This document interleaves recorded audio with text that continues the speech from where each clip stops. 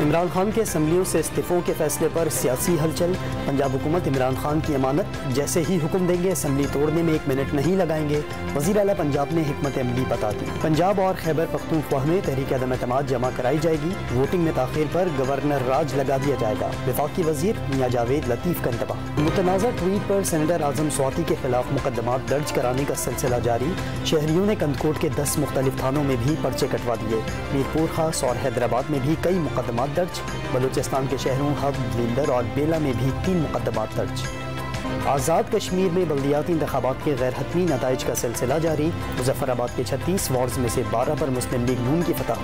तहरीक इंसाफ को 9 और peoples party को 8 नशिस्तें मिली। और फीफा वर्ल्ड कप के ग्रुप एफ के मैच में क्रोएशिया ने कनाडा को 1 के मुकाबले में 4 गोल से हरा दिया।